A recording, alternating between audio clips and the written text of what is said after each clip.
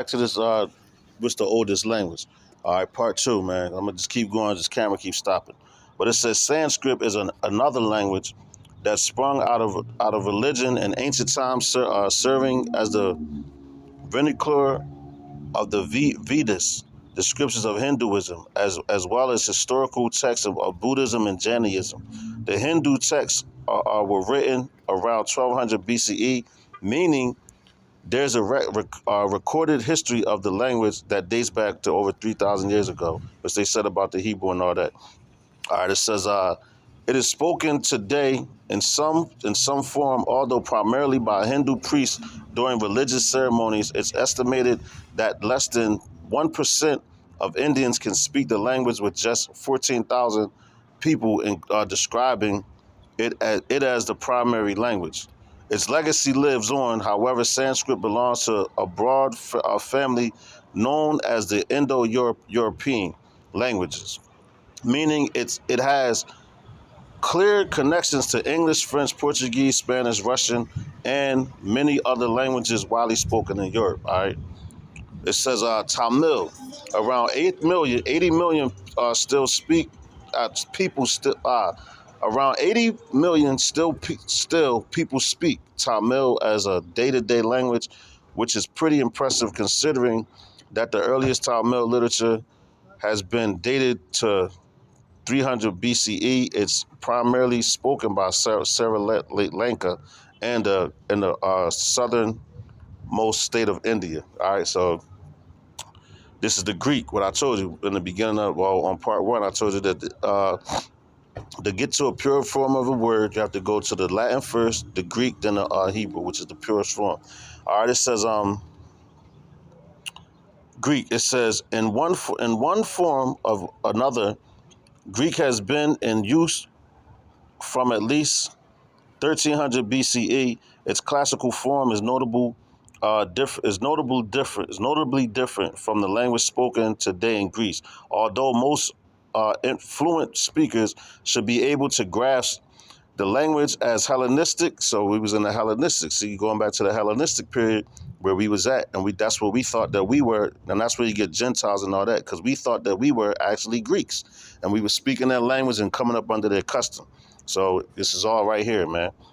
All right, it says Hellenistic or Kion Greek spoken in the past. So now, if you don't know about the Hellenistic era, you must be just coming in or whatever. But look that up. All right, it says, however, forms like the Arctic dialect, one of the oldest forms spoken by the likes of Socrates, will likely be distant from modern day speakers to have a solid understanding. It says Arabic. All right, I'm gonna breeze through this one real quick because I don't want this camera to go down again. Arabic has played an extremely prominent part in the world's history. Early forms of Arabic date back as far as the 8th century BCE, but the language underwent significant change over the centuries, most notably between the 3rd and 6th centuries CE. It first emerged in the northwest of the Arabian Peninsula and is a member of the Semitic, see that? The Semitic, but it's Shemitic family of languages. All right. That's how you know them people over there now is the same people, man, fighting with each other. All right, it says because what they try to say, you're anti-Semitic. So those are the same people fighting against each other over there for that land. It says Semitic family of languages, which also includes Hebrew and Aramaic. See that Hebrew and Aramaic, man. It says as the primary language of Islamic religions texts, and it says an estimated 371 million people worldwide speak Arabic as their mother tongue today. Many more speak it as a second language, only to Salakia. It says only to its importance to Islam. All right. Now the next language it says is Chinese. All right. It says there is no single Chinese language, although the majority of people in China speak a modern standardized form of Mandarin Chinese. There's also a collection of regional dialects that are still widely spoken, such as Yu, Xing, Ming dialect, Gan dialect, Wu dialect, the Wu tanks. It says, and Kija. All right, it says, however, they can all be tracked back to what says archaic Chinese. All right, it says some of the earliest known use of Chinese characters and inscriptions have been found in a turtle shell that date from at least 1123 BCE, suggesting the written language has existed more than 3,000 years. More than 3,000 years, all right? It says, all right, going back to the Tower of Babel, that's why all these people lost, languages came together, well, turned from the Hebrew.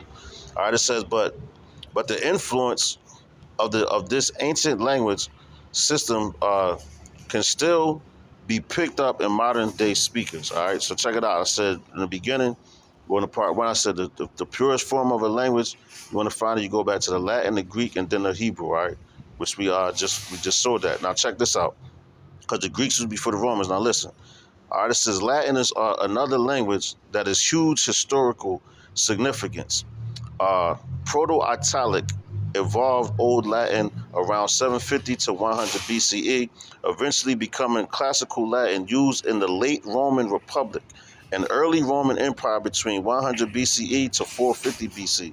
All right, so they were speaking Latin, and that was like the top dogs were speaking that language. All right, it says by the sixth to ninth century CE, the language had evolved into the modern Romance language, such as Italian, Spanish, Portuguese, or French. Although Latin is no longer spoken as its first language, it has managed to avoid becoming a dead language thanks to keen interest in ancient texts and Latin's far-reaching influence on European culture, including Linnaeus' choice of Latin from binomial nomenclature, the system of naming organisms in science. All right, so basically that's it, man.